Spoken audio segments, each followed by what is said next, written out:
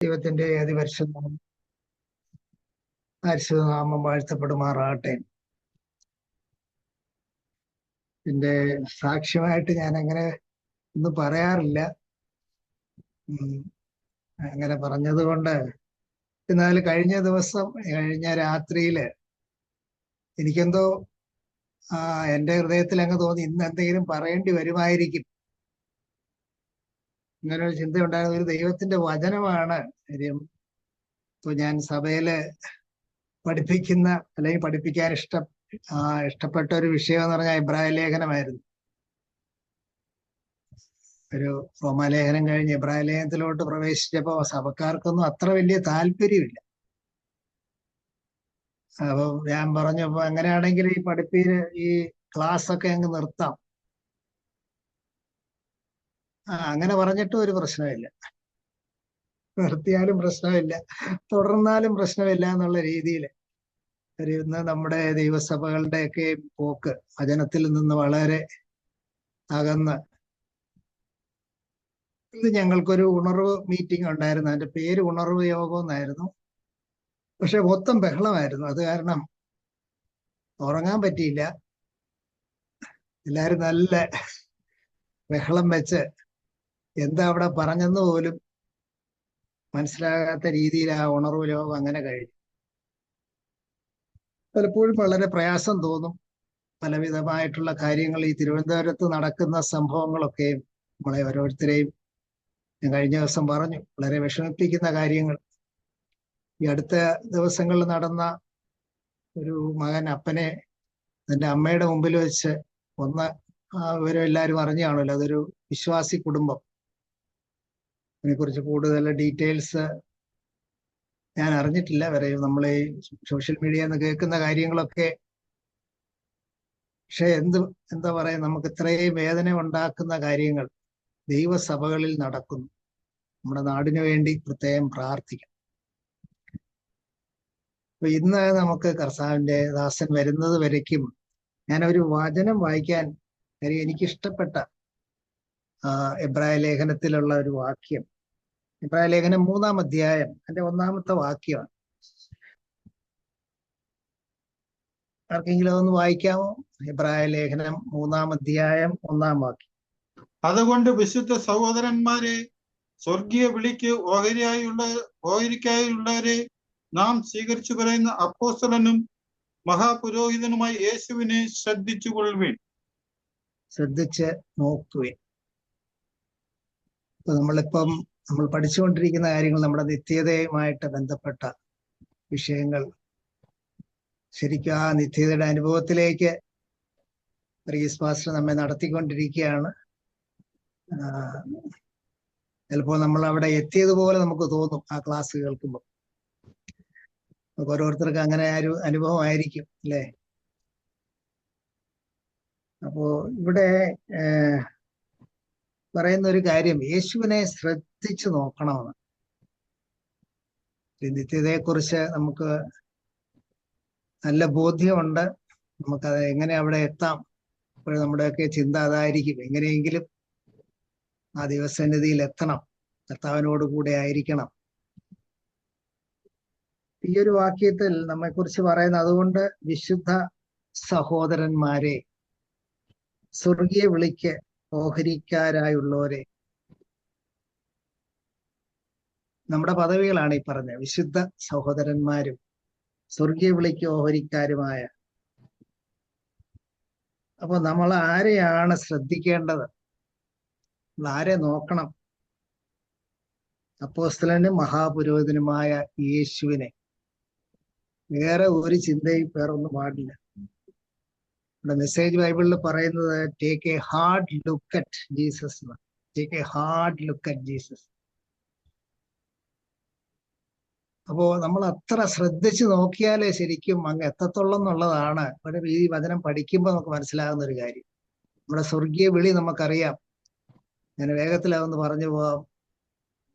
എബ്രായ ലേഖനത്തിൽ തന്നെ ഒത്തിരി വാക്യങ്ങളുണ്ട് അതുമായിട്ട് ബന്ധപ്പെട്ട്. ആ വാക്യങ്ങളൊന്നും ഇപ്പൊ നമുക്ക് വായിക്കാനുള്ള നേരമില്ല. സമയം കിട്ടുന്നത് പോലെ നമുക്ക് അതൊക്കെ ചിന്തിക്കാം. നമ്മുടെ ആദ്യത്തെ വിളി എന്ന് പറഞ്ഞാൽ നമ്മുടെ രക്ഷയാണ്. അത് സ്വർഗീയ ദാനമായിട്ട് 6-ാം അധ്യായത്തിൽ 4-ാം വാക്യത്തിൽ അത് പറയുന്നുണ്ട്. നമ്മുടെ രക്ഷയാണ് ആദ്യം, നമ്മുടെ ക്രിസ്തീയ ജീവിതത്തിന്റെ ആരംഭം. അത് കഴിഞ്ഞിട്ട് അടുത്ത ഇതിലേക്ക് വരുന്നത് ആരാധനയും ശുശ്രൂഷയാണ്. ആരാധനയെ കുറിച്ച് കഴിഞ്ഞ ദിവസങ്ങളിലൊക്കെ നമ്മൾ കേട്ട് നമുക്ക് അതിനെക്കുറിച്ചുള്ള നല്ലൊരു ബോധ്യമുണ്ടായി. നമ്മുടെ ശുശ്രൂഷ, നമ്മൾ പുരോഹിതന്മാരാണ്. രക്ഷിക്കപ്പെട്ട ഓരോ വ്യക്തികളും ഒരു പൗരോഹിത്യ ശുശ്രൂഷയിലേക്ക് പ്രവേശിക്കുന്നു. ഒരു ശുശ്രൂഷയിലേക്ക് അടുത്തത് നമുക്കൊരു ഹെവൻലി സാങ്ക്ടിഫിക്കേഷൻ, ഒരു വിശുദ്ധീകരണം, ഒരു വിശുദ്ധീകരണത്തിലൂടെ നമ്മൾ കടന്നു പോകുന്നു. എന്നിട്ട് നമ്മളൊരു രാജ്യത്തിൽ എത്തിച്ചേരുകയാണ്, ദൈവ സാന്നിധ്യത്തിലേക്ക്, ഒരു ഹെവൻലി കിങ്ഡം. അപ്പം ഭൂമിയിൽ യേശുക്രിസ്തു നമ്മോടൊപ്പം ഉണ്ട്, അല്ലേ? യേശുക്രിസ്തു നമ്മോടൊപ്പമാണ്. സ്വർഗത്തില് നമ്മൾ യേശുവിനോടൊപ്പം ആയിത്തീരും. ഇത് ദൈവത്തിന്റെ ഒരു ആഗ്രഹമാണ്, ദൈവത്തിന്റെ ഒരു ഇഷ്ടമാണിത്, നമ്മളെ അവിടെ എത്തിക്കുക എന്നുള്ളത്. അവിടെ എത്തുക മാത്രമല്ല, അവിടെ എത്തിക്കഴിഞ്ഞാൽ കർത്താവ് ഇരിക്കുന്ന അതേ സിംഹാസനത്തിൽ ഇരുന്നു കൊണ്ട് ഒരു ഭരണം നടത്തുകയും കൂടെ ചെയ്യും. നമ്മള് എത്ര മഹത്വപരമായിട്ടുള്ളൊരു പദവിയിലേക്കാണ്, ഉത്തരവാദിത്തത്തിലേക്കാണ് നമ്മളെ വിളിച്ചിരിക്കുന്നുള്ളത് നമ്മൾ ഓർത്തിരിക്കുന്നത് വളരെ നല്ലതാണ്. അപ്പൊ അതിന് എന്താ ചെയ്യേണ്ടത്? നമ്മൾ അവിടെ എത്തണമല്ലോ. അതിനാണ് ഇവിടെ പറഞ്ഞിരിക്കുന്നത്, കർത്താവായ യേശുവിനെ ശ്രദ്ധിച്ചു നോക്കുക. അങ്ങനെ നമ്മൾ ശ്രദ്ധിച്ചു നോക്കുന്നുണ്ടോ? സാധാരണ നമ്മൾ കാർ ഓടിച്ച് റോഡിലൂടെ പോകുമ്പം ചുറ്റുപാടുള്ള കാര്യങ്ങളൊക്കെ കാണും. ഞങ്ങൾ ഇന്ന് രാവിലെ വരുമ്പം ഒരു നല്ല വെജിറ്റബിൾ സ്റ്റോർ ഞങ്ങളുടെ അടുത്തുണ്ടായിരുന്നു. അപ്പൊ ഇന്ന് വരുന്ന വഴിക്ക് നോക്കിയപ്പോൾ അത് അടച്ചിരിക്കുന്നു, അത് പൂട്ടിപ്പോയി. പിന്നെ ഇങ്ങനെ ഓരോ കാര്യങ്ങളൊക്കെ കണ്ട അഭിപ്രായം പറഞ്ഞൊക്കെയാ വരുന്നത്. അതല്ല പക്ഷെ ഇവിടെ ഉദ്ദേശിക്കുന്നത്. നമ്മൾ പോകുന്ന പോക്കില്, യാത്രയില്, നമ്മുടെ ക്രിസ്തീയ യാത്രയിൽ ചുറ്റുപാടുകളുള്ള ഒന്നും ശ്രദ്ധിക്കരുത്. നമ്മൾ ശ്രദ്ധിക്കേണ്ട ഒരൊറ്റ കാര്യമേ ഉള്ളൂ, കർത്താവിലേക്ക് തന്നെ. അപ്പൊ നമ്മുടെ മുദ്രാവാക്യം എന്തുവാ? നമുക്കൊരു മുദ്രാവാക്യം ഉണ്ടാകും, ടു ബി ലൈക്ക് ക്രൈസ്റ്റ്, ക്രിസ്തുവിനെ പോലെ ആയിത്തീരുക. അവിടെ ശ്രദ്ധിച്ചു നോക്കുന്നതിൽ നമുക്ക് ഉണ്ടാകേണ്ട ഒരു കാര്യമാണ് ടു ബി ലൈക്ക് ക്രൈസ്റ്റ് എന്നുള്ളത്. അത് ദൈവത്തിന്റെ വലിയൊരു ആഗ്രഹമാണ്. പിന്നെ കർത്താവിനെ പോലെ ആയിത്തീരുക, പിതാവിന്റെ ഇഷ്ടം അതാണ്, അല്ലേ? റോമാലേഖനം 8-ാം അധ്യായത്തിന്റെ 29-ാമത്തെ വാക്യം ഒന്ന് വായിക്കാമോ? റോമർ 8:29.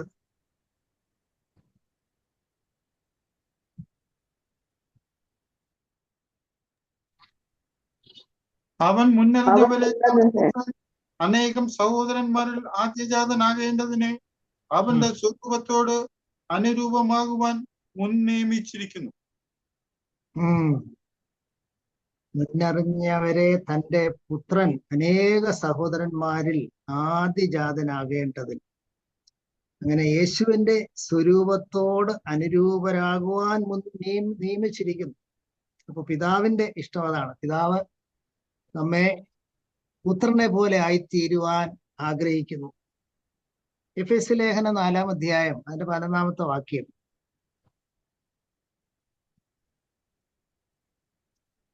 എഫേസ്യർ 4:11. അവൻ ചിലരെ അപ്പോസ്തലന്മാരായും ചിലരെ പ്രവാചകന്മാരായും ചിലരെ സുവിശേഷകന്മാരായും ചിലരെ ഇടയന്മാരായും ഉപദേഷ്ടാക്കന്മാരായും നിയമിച്ചിരിക്കുന്നു. അടുത്ത വാക്യം. അത് നാം എല്ലാവരും വിശ്വാസത്തിലും ദൈവപുത്രനെ കുറിച്ചുള്ള പരിജ്ഞാനത്തിലുമുള്ള ഐക്യതയും തികഞ്ഞ പുരുഷത്വവും ക്രിസ്തുവിന്റെ സമ്പൂർണതയായ പ്രായത്തിന്റെ അളവും പ്രാപിക്കുവോളം വിശുദ്ധന്മാരുടെ യഥാസ്ഥാനത്തിനായുള്ള ശുശ്രൂഷയുടെ വേലയ്ക്കും ക്രിസ്തുവിന്റെ ശരീരത്തിന്റെ ആത്മീയ വർധനയ്ക്കും ആകുന്നു. നിങ്ങളുടെ സെന്റൻസ് ആണ്. അവിടെ എന്തിനാണ് യേശുക്രിസ്തു അപ്പോസ്തലന്മാരെയും ഉപദേഷ്ടാക്കന്മാരെയും സുവിശേഷകരുടെയന്മാരെയും ഒക്കെ നിയമിച്ചത്? അപ്പൊ പുത്രന്റെ ഇഷ്ടം എന്തുവാ? ക്രിസ്തുവിന്റെ സമ്പൂർണതയായ പ്രായത്തിന്റെ അളവ് പ്രാപിക്കുക. അപ്പൊ പുത്രന്റെ ഇഷ്ടം അതാണ്, നമ്മള് പുത്രനെ പോലെ തന്നെ ആയിത്തീരണം. ഇത് കൊരിന്ത്യർക്ക് എഴുതിയ 2-ാം ലേഖനം 3-ാം അധ്യായം അതിന്റെ 18-ാം വാക്യത്തിൽ പരിശുദ്ധാത്മാവിന്റെ ഇഷ്ടം എന്താണെന്നാണ്. എന്നാൽ മൂടുപടം നീങ്ങിയ മുഖത്ത് കർത്താവിന്റെ തേജസ്സിനെ കണ്ണാടി പോലെ പ്രതിബിംബിക്കുന്നവരായി നാം എല്ലാവരും ആത്മാവാകുന്ന കർത്താവിന്റെ ദാനമായി തേജസ്സിന്മേൽ തേജസ് പ്രാപിച്ച് അതേ പ്രതിമയായി രൂപാന്തരപ്പെടുന്നു. അതേ പ്രതിമയായി രൂപാന്തരപ്പെടുന്നു. അപ്പൊ പരിശുദ്ധാത്മാവിന്റെ ഇഷ്ടവും നമ്മൾ യേശുവിനെ പോലെ ആയിത്തീരണം, പുത്രനെ പോലെ. പിതാവിന്റെ ഇഷ്ടം നമ്മൾ പുത്രനെ പോലെ ആയിത്തീരണം. പുത്രന്റെ ഇഷ്ടം നമ്മൾ പുത്രനെ പോലെ ആയിത്തീരണം. പരിശുദ്ധാത്മാവിന്റെ ഇഷ്ടവും നമ്മൾ പുത്രനെ പോലെ ആയിത്തീരണം എന്നാണ്. അപ്പൊ അതത്ര എളുപ്പമുള്ള കാര്യമാണെന്ന് എനിക്ക് തോന്നുന്നില്ല. കാര്യം കർത്താവിനെ മാത്രം ശ്രദ്ധിച്ച് നമുക്ക് നമ്മുടെ ജീവിതത്തിൽ മുന്നോട്ട് പോവുക. നമ്മൾ ഈ ഹഞ്ച് ബാക്ക് സ്റ്റോറീസ് എന്ന് പറഞ്ഞൊരു കഥാസംഹാരമുണ്ട്, അത് കേട്ടു? കഥാസമാഹാരം, അതിന്റെ ആ ഒരു ഗ്രൂപ്പ് ഓഫ് സ്റ്റോറീസ്. അതിനകത്ത് കുറെ കൂനന്മാരുടെ കഥ പറയുന്നത് ആരും വായിച്ചിട്ടുണ്ടോ എന്ന് എനിക്കറിയത്തില്ല. കൂനന്മാരായിട്ടുള്ള കുറെ ആൾക്കാര്, അവരുടെ തൊഴിലെന്ന് പറഞ്ഞാൽ അവര് പടം വരച്ച് തെരുവിൽ വിറ്റ് ജീവിക്കുന്നത്. അപ്പൊ അവർക്ക് എല്ലാം കൂനന്മാരാണ്, നേരെ നിൽക്കാൻ ഒക്കാത്തവരാണ്. അതുകൊണ്ട് തറയിലിട്ടാണ് അവർ പടം വരയ്ക്കുന്നത്. അപ്പൊ ഇവര്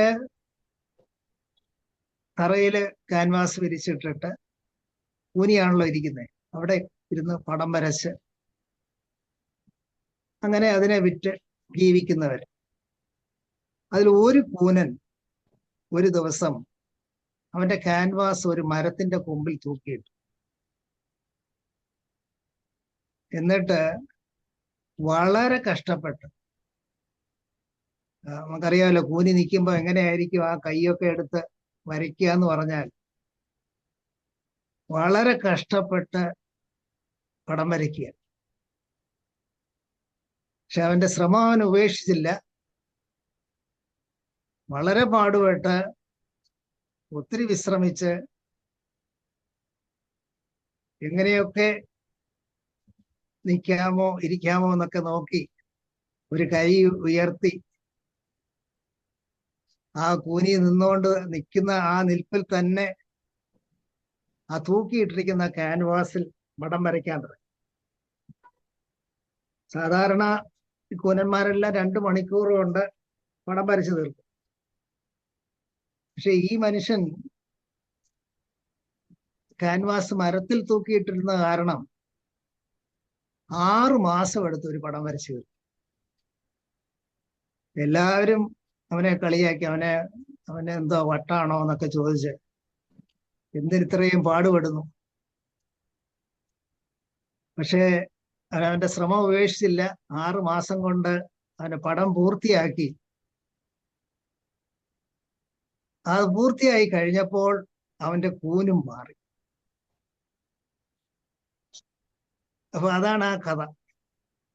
അപ്പൊ തൻ്റെ ആ പരിശ്രമപരമായിട്ട് ഞാൻ വളരെ ഒരു ഫോക്കസ് ചെയ്ത്, എനിക്ക് നിവർന്ന് നിന്ന് വരയ്ക്കാൻ ഒക്കത്തില്ലെങ്കിൽ ആ നിവർന്ന് നിന്ന് വരയ്ക്കുന്നവന്റെ അതേ രീതിയിൽ വരയ്ക്കാൻ ശ്രമിച്ചുകൊണ്ട്, അപ്പൊ അത്രയും വളരെ എഫർട്ട് എടുത്ത് വളരെ കഷ്ടം സഹിച്ച് പിന്നെ പടം പൂർത്തിയാക്കി. അവന്റെ കൂനും മാറി എന്നുള്ളൊരു കഥ.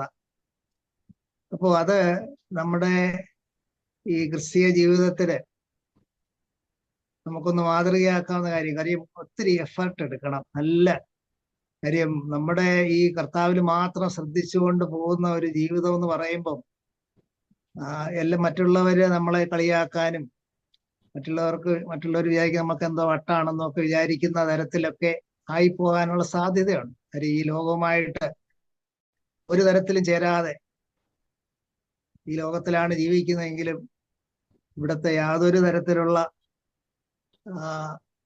അഴുക്കും പറ്റാതെ മുന്നോട്ട് പോകുവാൻ ആ ഒരു കാര്യമാണ് ഈ വചനത്തിൽ പറയുന്നത്. നമ്മൾ ആ കർത്താവിനെ ശ്രദ്ധിച്ചു നോക്കി അത് അവിടെ പറയുന്ന ആ കർത്താവിന്റെ രണ്ട് വശങ്ങളുണ്ട്, രണ്ട് ഡയമെൻഷൻസ്. ഒന്ന്, അപ്പോസ്തലനും മഹാപുരോഹിതനുമായ യേശുവിനെ ശ്രദ്ധിച്ചു നോക്കാനാണ് പറയുന്നത്, അല്ലെ? അപ്പോസ്തലനും മഹാപുരോഹിതനുമായ യേശു, രണ്ട് കാര്യങ്ങൾ. യേശു ഒരു അപ്പോസ്തലനായിരുന്നു, ഒരു പുരോഹിതനുമായിരുന്നു. അതായത് ശരിക്കും പറഞ്ഞാൽ നമ്മെക്കുറിച്ച് ദൈവം വെച്ചിരിക്കുന്ന ഒരു പിക്ചറിന്റെ യഥാർത്ഥ രൂപമാണ് അവിടെ കാണുന്നത്. അപ്പോസ്തലൻ എന്ന് പറയുമ്പോൾ ദൈവത്തിൽ നിന്ന് മനുഷ്യനിലേക്ക് ഒരു സന്ദേശം കൊണ്ടുവരുന്ന അവിടെ ഒരു പ്രഘോഷണമാണ് ഫെറൂസിയ എന്ന് പറയുന്ന നമ്മള് ദൈവത്തിൽ നിന്നുള്ള ദൈവത്തിന്റെ സന്ദേശം മനുഷ്യനിൽ എത്തിക്കുന്ന, അങ്ങനെ അപ്പോസ്തലൻ ദൈവത്തിൽ നിന്ന് മനുഷ്യരിലേക്ക്. ഒരു പുരോഹിതൻ എന്ന് പറയുമ്പോൾ മനുഷ്യരിൽ നിന്ന് ദൈവത്തെങ്കിലേക്ക്, അതായത് മനുഷ്യന്റെ പ്രതിപുരുഷനായി കാര്യങ്ങൾ ദൈവത്തെങ്കിലേക്ക് എത്തിക്കുന്നതാണ്. അപ്പൊ ഒന്നാമത്തെ ഭാഗത്ത് പ്രഘോഷകനും രണ്ടാമത്തെ ഭാഗത്ത് പുരോഹിതൻ എന്ന് പറയുമ്പോൾ പ്രാർത്ഥിക്കുന്ന, മനുഷ്യന് വേണ്ടി പ്രാർത്ഥിക്കുന്ന, നമ്മൾ ഒരു സന്ദേശം കൊടുക്കുകയും അതിനു വേണ്ടി പ്രാർത്ഥിക്കുകയും ആള് രക്ഷയുടെ അനുഭവത്തിലേക്ക്. മത്തായിയുടെ സുവിശേഷത്തിൽ നമ്മളിങ്ങനെ വായിക്കുന്നുണ്ടല്ലോ, ഞാൻ നിങ്ങള് എന്റെ പിന്നാലെ വരുവിൻ, ഞാൻ നിങ്ങളെ മനുഷ്യരെ പിടിക്കുന്നവരാണ്. നമ്മൾ ശരിക്കും മനുഷ്യരെ പിടിക്കുന്നവരാകണമെങ്കിൽ നമ്മൾ ആ ദൈവത്തിന്റെ സന്ദേശം മനുഷ്യരിൽ എത്തിക്കുകയും ആ മനുഷ്യർക്ക് വേണ്ടി ദൈവസന്നിധിയിൽ പ്രാർത്ഥിക്കുകയും കൂടെ, ആ മഹാപുരോഹിത ശുശ്രൂഷ. ഈ രണ്ട് കാര്യങ്ങൾ ആണ് ഇവിടെ ആ യേശുവിനെ കുറിച്ച് പറയുന്ന രണ്ട് ഡയമെൻഷൻസ്, യേശുവിന്റെ ശ്രദ്ധിക്കാനുള്ള കാര്യങ്ങൾ. അപ്പൊ ഈ ഒരു ഒറ്റ വാക്യമാണ് ഇത് നമ്മുടെ ജീവിതത്തിൽ നമ്മളാ സ്വർഗീയ വിളിക്ക് ഓഹരിക്കാരായി അല്ലെങ്കിൽ പങ്കാളികളായ വിശുദ്ധ സഹോദരന്മാരായ നാം ഓരോരുത്തരും കർത്താവിലെ മാത്രം നോക്കി നമുക്ക് കർത്താവിനെ പോലെ ആയിത്തീരുവാൻ, റോമാലേഖനത്തിൽ വായിക്കുന്ന പോലെ നമ്മുടെ ജ്യേഷ്ഠ സഹോദരൻ, നമ്മുടെ ചേട്ടായി, നമ്മുടെ അച്ചാച്ചൻ, ആ ഒരു സ്വഭാവത്തിലേക്ക്, ആ ഒരു കാര്യം മാത്രമായിരിക്കണം നമ്മുടെ ഓരോരുത്തരുടെയും നമ്മുടെ പ്രധാന ചിന്താവിഷയം. ഈ ഒരു കാര്യമാണ് ഇന്ന് എനിക്ക് പറയാനുള്ള ഒരു ചെറിയ സന്ദേശം. ഞാൻ വിചാരിച്ചു ഈ സമയം കൊണ്ട് പാസ്റ്റർ എത്തും എന്നുള്ളതായിരുന്നു. അപ്പൊ നമുക്ക് യേശുവിനെ തന്നെ ശ്രദ്ധിച്ചു നോക്കാം. നമുക്കൊരു മുദ്രാവാക്യം, ടു ബി ലൈക്ക് ക്രൈസ്റ്റ്, കർത്താവിനെ പോലെ, ആ ക്രിസ്തുവിന് അനുരൂപമായിട്ട്, അതേ പ്രതിപുരുഷനായിട്ട്, അതേ തേജസ്സിലേക്ക്, അതേ പ്രതിമ ധരിക്കുവാൻ, അതേപോലെ ആയിത്തീരുവാൻ, ക്രിസ്തുയേശുവിന്റെ അതേ ഭാവം തന്നെ നമ്മളിൽ ഓരോരുത്തരും ഉണ്ടാവുവാൻ ദൈവം നമ്മെ സഹായിക്കട്ടെ. ഞാൻ കഴിഞ്ഞ ദിവസങ്ങളിൽ ചില പ്രാർത്ഥനാ വിഷയങ്ങൾ പറഞ്ഞിരുന്നു. ഒരു ആഷേർ എന്ന് പറഞ്ഞ ഡെൻമാർക്കിലുള്ള മാതാപിതാക്കളിൽ നിന്ന് മാറ്റപ്പെട്ട് കഴിഞ്ഞ 19-20 മാസമായിട്ട് ഒരു ഫോസ്റ്റർ മദറിന്റെ അടുത്ത് കഴിയുന്ന ആ കുഞ്ഞിന് വേണ്ടിയിട്ട് ഇന്നായിരുന്നു അതിന്റെ ഒരു ഹിയറിംഗ് വെച്ചിരുന്നത്. അത് പക്ഷേ അവർ അത് അറ്റൻഡ് ചെയ്ത മാതാപിതാക്കൾക്ക് അതിലൊരു പോസിറ്റീവായിട്ടൊരു കാര്യം സംഭവിച്ചില്ലെന്ന് അവർ പറയുന്നത്. അവർ പറഞ്ഞത് അവർ വേഗത്തിൽ അത് അവസാനിപ്പിച്ചു. അവരുടെ ഹിയറിംഗ് കാര്യങ്ങളൊക്കെ പറഞ്ഞു. ഇനിയിപ്പോ അതിന്റെ വേർഡിക്റ്റ്, അതിന്റെ ജഡ്ജ്മെന്റ് വരുന്നത് അടുത്ത മാസം 13-ാം തീയതിയാണ്. അപ്പൊ വീണ്ടും അത് നീണ്ടുപോകുന്നു. അവർക്ക് വേണ്ടി പ്രാർത്ഥിക്കണം. കാര്യം ഒരാഴ്ചയിൽ ഒരിക്കല് 2 പ്രാവശ്യമൊക്കെയാണ് കുഞ്ഞിനെ പോയി കാണുന്നതൊക്കെ. പക്ഷെ കുഞ്ഞ് ചെറുപ്രായത്തിൽ തന്നെ പോയതായതുകൊണ്ട് ആ ഫോസ്റ്റർ മദറിനോടാണ് ഇപ്പൊ കുഞ്ഞിന് വളരെ അടുപ്പം. അവർക്ക് ആ കുഞ്ഞിനെ കിട്ടിക്കഴിഞ്ഞാൽ അവർ മിക്കവാറും ഉടനെ തന്നെ രാജ്യം വിടുമായിരിക്കും. എന്താണ്, ഇനി 1 മാസം കൂടെ നമുക്കത് വെയിറ്റ് ചെയ്യേണ്ടിയിരിക്കും. പിന്നെ വേറൊരു കുഞ്ഞ്, ഒരു വിശ്വവാണി എന്നൊക്കെ നമുക്ക് കേട്ട് കാണുമായിരിക്കും. വിശ്വവാണിയുടെ ഒരു സപ്പോർട്ടറായ ഒരു സഹോദരി ലീന എന്ന് പറയുന്ന സഹോദരിയുടെ ഒരു മകൻ 15 വയസ്സ് കഴിഞ്ഞ ക്രിസ്മസിന് ഒരു കരോളിനൊക്കെ അറ്റൻഡ് ചെയ്ത പയ്യൻ വന്ന് കിടന്ന് ഉറങ്ങി. പിറ്റേ ദിവസം മുതൽ അവൻ അൺകോൺഷ്യസ് ആണ്. ശ്രീത്രയില് അഡ്മിറ്റ് ചെയ്തിരിക്കുന്നു. എന്തുകൊണ്ട് അങ്ങനെ സംഭവിച്ചെന്ന് അറിയത്തില്ല. ഇന്നിപ്പോൾ എനിക്ക് തോന്നുന്നു ഒരു 50-55 ദിവസത്തോളമായി ഒരുപോലെ ബോധമില്ലാതെ കിടക്കുന്നു. ഇതുവരെ എന്താ കാരണമെന്ന് കണ്ടുപിടിക്കാൻ അവർക്ക് കഴിഞ്ഞിട്ടില്ല. ആശിഷ് എന്നാണ് അപ്പൊ എന്റെ 15 വയസ്സുകൾ. ഒരു ബോധവുമില്ല, വെന്റിലേറ്ററിലാണ്. ഒരു കുഴപ്പമില്ലായിരുന്ന ഹെൽത്തി ആയിട്ടുണ്ടായിരുന്ന പയ്യൻ. നിങ്ങൾ ഓർക്കുമ്പോഴൊക്കെ 15 വയസ്സ് 15 വയസ്സുള്ളത് പെട്ടെന്ന് അൺകോൺഷ്യസ് ആയി. അത്ര തന്നെ, വേറെ ഒരു ഇന്നും അവന് പിന്നെ അവനെ ഒരിക്കലും അത് ഉണർന്നിട്ടില്ല. 50 ദിവസം കഴിഞ്ഞു. അതൊരു കാര്യം. പിന്നീട് ഞാൻ ലങ് ട്രാൻസ്പ്ലാന്റ് ചെയ്യാനായിട്ട് അയർലൻഡിൽ നിന്ന് വന്ന സഹോദരിയെ കുറിച്ച് ഞാൻ പറഞ്ഞിരുന്നു. നിമ്മി എന്ന് പറഞ്ഞു, 32 വയസ്സുണ്ട്. ലങ്സിന്റെ ഒരു 16% ഇപ്പൊ വർക്ക് ചെയ്യുന്നുണ്ട്.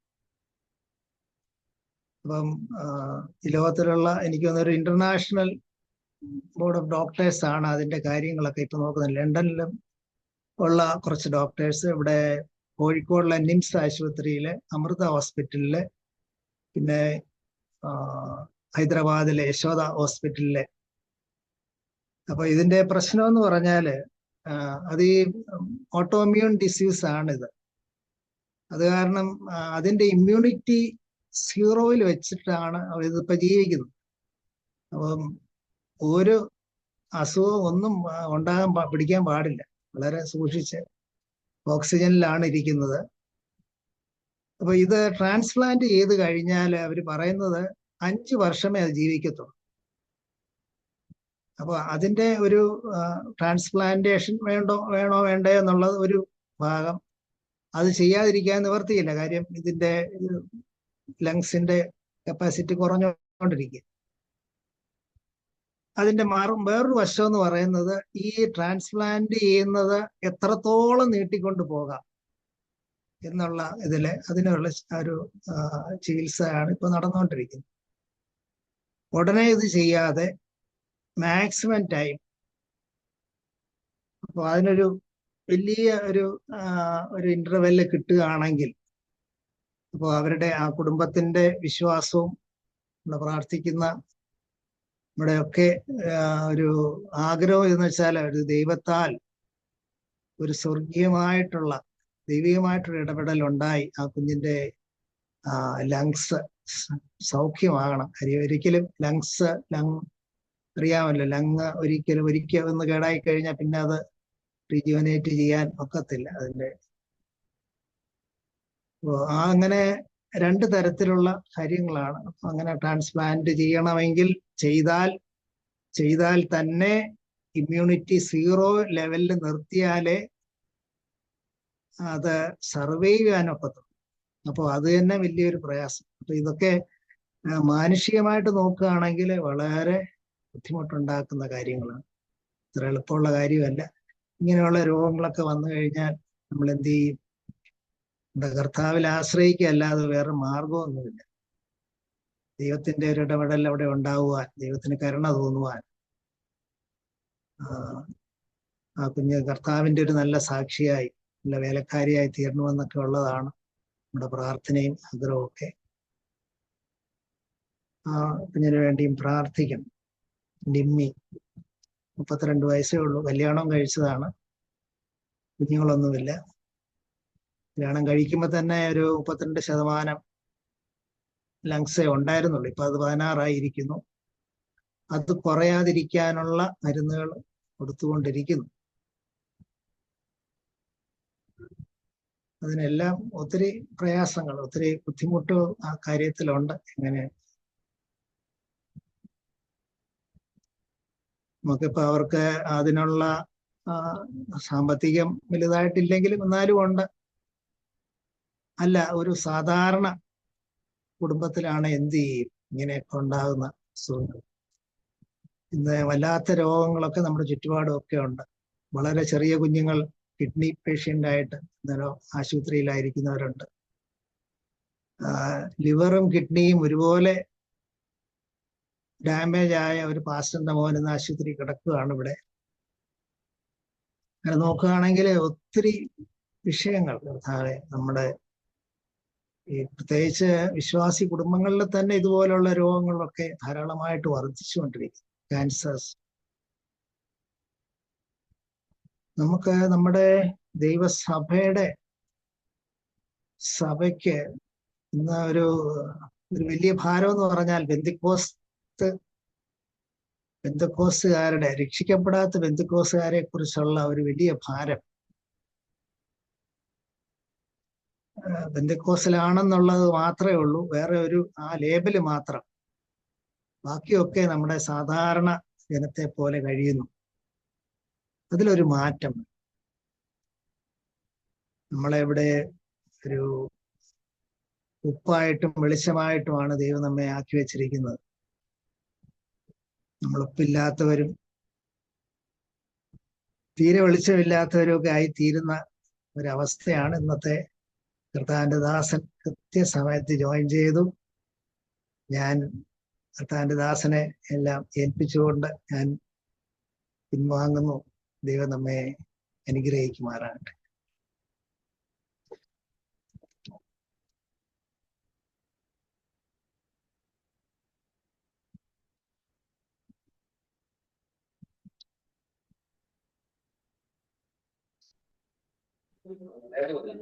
Thank you വർക്കിച്ചാൻ.